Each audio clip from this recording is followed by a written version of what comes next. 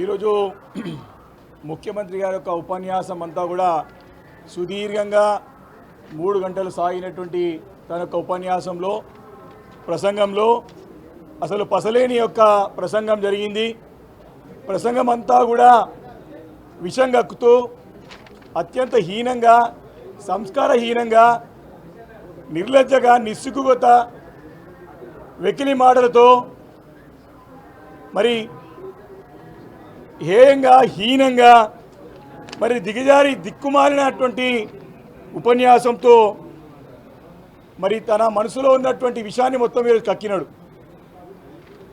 అత్యంత జుగుప్సాకరంగా ఉన్నది వారి యొక్క ఉపన్యాసం. ఈరోజు వారి ఉపన్యాసం అంతా కూడా కేసీఆర్ గారి నామస్మరణం చేయడమే మొదటి నుంచి లాస్ట్ వరకు కూడా మొత్తం కూడా కేసీఆర్ గారు తప్ప తన చెప్పాల్సిన అంశం మొత్తం ఏమీ లేదు. వారు పదే పదే గవర్నర్ గారి ధన్యవాదాల తీర్మానంలో ప్రభుత్వం యొక్క పనితీరు, తమ చేయబోయే పనులను చెప్పాల్సిన అవసరం ఉండే. కానీ కేసీఆర్ గారు వారి కుటుంబం పైన నింద మోపుతూ అత్యంత సేమ్ రాజకీయాల్లో గాంధీ భవన్లో గతంలో పిసిసి అధ్యక్షుడు ఎట్లా మాట్లాడినాడో ఈరోజు ముఖ్యమంత్రిగా కూడా ఇదే సభలో అదే రకంగా మాట్లాడుతూ ఉన్నారు. వారు పదే పదే స్టేచర్ గురించి మాట్లాడుతూ ఉన్నారు. తను ఒక ఇన్ఫీరియారిటీ కాంప్లెక్స్లో ఉన్నారు. రేవంత్ రెడ్డి గారు అభద్రతా భావంతో ఉన్నారు. తన యొక్క అరాచకమైన ఆలోచనతోని దుర్భుషలాడినారు. కేసీఆర్ గారు సుదీర్ఘమైనటువంటి ఉద్యమాన్ని చేపట్టి 13 సంవత్సరాలు నిర్వ్యూహంగా పోరాటం చేసి తెలంగాణ రాష్ట్రాన్ని సాధించినటువంటి ఖ్యాతి, ఇమేజ్ తెలంగాణ ప్రజల్లో గుండెల్లో ఉన్నటువంటి నాయకుడు కేసీఆర్ గారు. 10 సంవత్సరాలు చక్కటి పరిపాలన అందించినటువంటి నాయకుడు కేసీఆర్ గారు. ఈ మొత్తం శాసనసభలోనే అత్యంత ఎక్కువ రాజకీయ అనుభవం గల నాయకుడు కేసీఆర్ గారు. దాదాపు 9 సార్లు ఎమ్మెల్యేగా, ఎంపీగా మరి ప్రజలతో ఎన్నుకోబడిన నాయకుడు కేసీఆర్ గారు. వారి యొక్క స్థాయి ప్రజల్లో వేరే. వారితో పోల్చుకొని ఎప్పుడు కూడా అభద్రతా భావానికి లోనై మరి ఈ రకమైనటువంటి స్టేట్మెంట్ చేస్తూ ఉన్నాడు. మరి దిగజారిపోయి చావు కొడతా ఉన్నాడు. నిన్న తెలంగాణ సమాజం అంతా కూడా దుమ్మెత్తి పోసింది రేవంత్ రెడ్డి గారి మాటలకి. ఈరోజు కూడా వారు ఏం మాట్లాడతారు? ఈరోజు నేను వారిని అనలేదు, పార్టీని అనినా పార్టీ మార్చిలో పోతా అని చెప్పి అనుకుంటూనే మరి ఆ స్థానం నాకు వస్తుందా? రేపొద్దున ఏమైనా అయితే ఈరోజు ఈ మాటలు రికార్డులో ఉన్నాయి, సమాజం అంతా కూడా గమనించింది. అనుకోనిది ఏమైనా ఆ సీటు గురించి పోటీ పడేది మేము కాదు కదా, వాళ్ళు కదా అని చెప్తా ఉన్నాడు రేవంత్ రెడ్డి గారు. అనుకోని ఏనైతే అందరికీ అనుకోని అవుతుంది.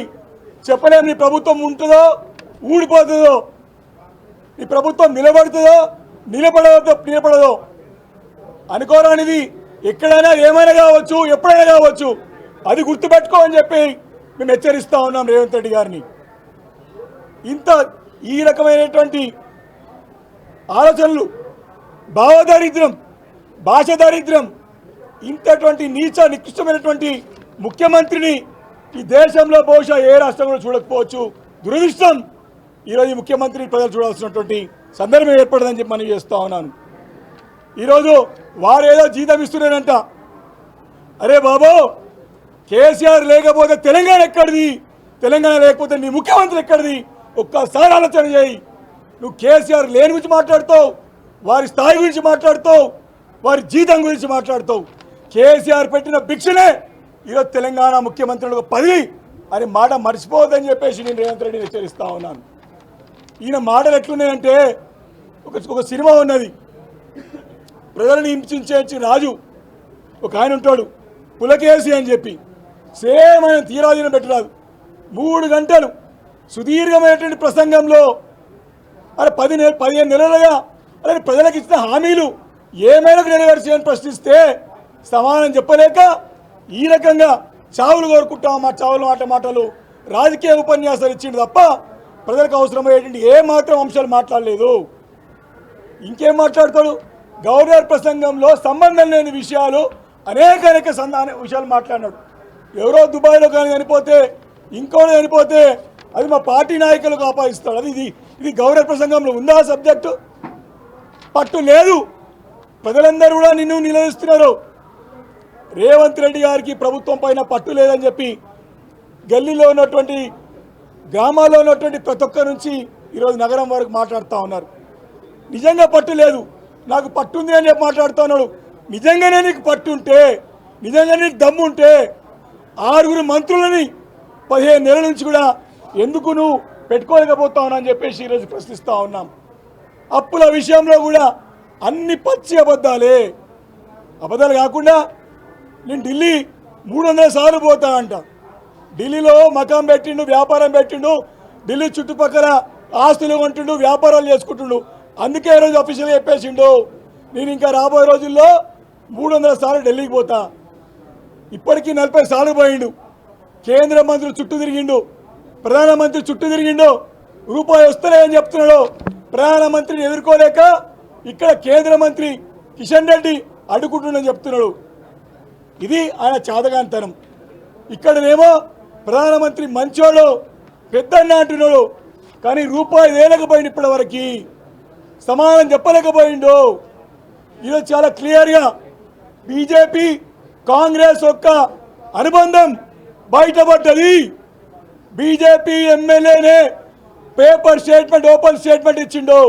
మా పార్టీ నాయకులని, సీనియర్ నాయకులని రహస్యంగా ముఖ్యమంత్రి కలుస్తున్నాడు అని బాటంగా బీజేపీ పార్టీ ఎమ్మెల్యే చెప్తే, ఈరోజు సభలో ముఖ్యమంత్రి గారు బీజేపీ ఫ్లోర్ లీడర్ని, మా నాయకుడే భవిష్యత్తులో ఇక్కడ నుంచి పనిచేస్తాడని చెప్పి ఓపెన్ స్టేట్మెంట్ ముఖ్యమంత్రి గారు ఇచ్చిండు. ఈరోజు దీన్ని ప్రజలందరూ గమనిస్తూ ఉన్నారు. ఏ రకంగా ఈరోజు ఢిల్లీలోనేమో కొట్లాట, గల్లీలోనేమో బీజేపీ కాంగ్రెస్ దోస్తీ మరొకసారి బయటపడ్డది. దానికి తోడు బీజేపీ మా సహచర సోదరుడు కూడా చాలా బాగా మాట్లాడినాడు, చాలా సంతృప్తి వ్యక్తం చేసినాడు, చాలా ఆనందాన్ని వ్యక్తం చేసినాడు. ఈ రకమైనటువంటి రాజకీయాలు ఎప్పుడు చూడలేదు మేము.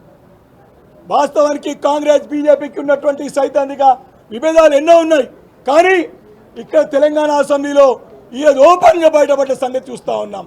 కాబట్టి ముఖ్యమంత్రి గారు 3 గంటలుగా చేసిన ప్రసంగం అంతా కూడా పసలేనిది, కేవలం విషగెక్కింది తప్ప దాంట్లో ఏం సందేశం లేదు, సారాంశం లేదు, ఒక దిశ లేదు, దశ లేదు.